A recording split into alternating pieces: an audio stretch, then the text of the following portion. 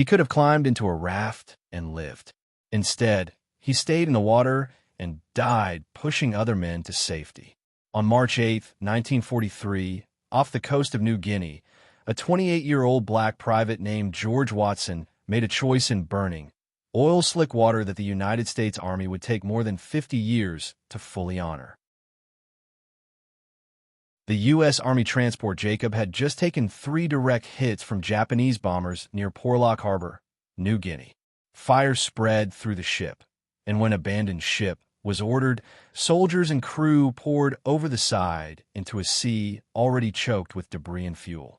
In that chaos, Private George Watson from 2nd Battalion, 29th Quartermaster Regiment, did not swim for his own life. Instead, he stayed in the water, lifting men who could not swim up into life rafts until the Jacob finally rolled and went down, sucking him under with it.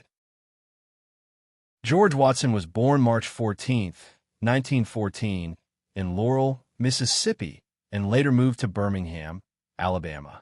Drafted into the U.S. Army on September 1, 1942, he was assigned to the 2nd Battalion, 29th Quartermaster Regiment. In December 1942, he sailed to the Pacific, arriving in Brisbane, Australia, at the end of January 1943. In February 1943, Watson and his unit boarded the Dutch steamer Jacob, chartered as a U.S. Army transport and known as USAT Jacob, bound north toward New Guinea and the front lines of the Pacific War. Like many black soldiers in the Quartermaster Corps, he was officially support, not combat, yet his war would be as deadly as the frontline infantrymen he supplied. On March 8, 1943, USAT Jacob was part of a small convoy off Porlock Harbor on New Guinea's north coast. 9 Japanese Betty bombers from 751st and 705th Air Groups came in high, and at least one bomb hit Jacob near the No. 3 hatch, breaking her open and starting uncontrollable fires. Within minutes, the ship was listing, and the order to abandon ship went out. Men jumped or were blown into the sea. Some wore life belts, many did not, and a number of them could not swim at all. It's in this moment that every official account of Watson's heroism begins. Instead of diving for a raft or clinging to wreckage, he stayed in the water, swimming to panic-stricken soldiers, pushing or lifting them toward the crowded rafts, going back again and again until exhaustion caught up with him. When USAT Jacob finally went under, the suction pulled Watson down and he disappeared beneath the waves. Australian accounts from HMAS Bendigo, the escorting minesweeper, note that 158 men were rescued from the water, with only a handful lost, a survival rate that stands in stark contrast to many other Pacific sinkings. There is no way to put a precise number on how many lives he saved, but the Army's own Medal of Honor citation is unambiguous. Without Watson's actions, several of his comrades would have drowned. His body was never recovered. His name is carved today on the walls of the missing at the Manila American Cemetery in the Philippines.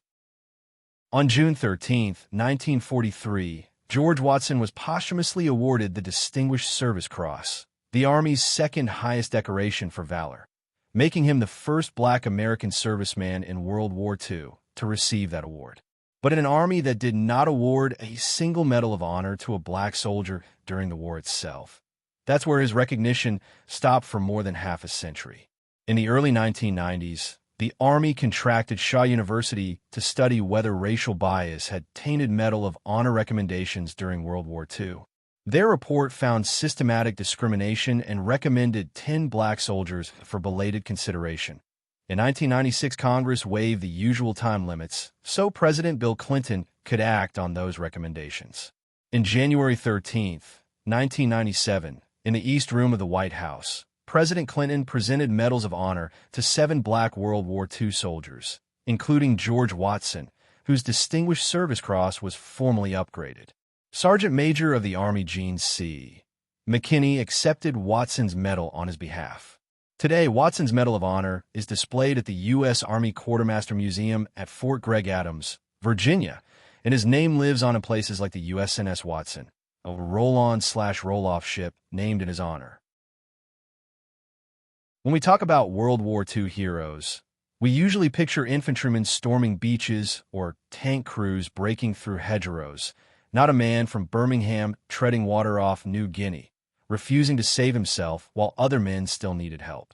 Yet, George Watson's courage, and the half-century it took his country to fully acknowledge it, tells us much about America and how the war is remembered as many other famous battles.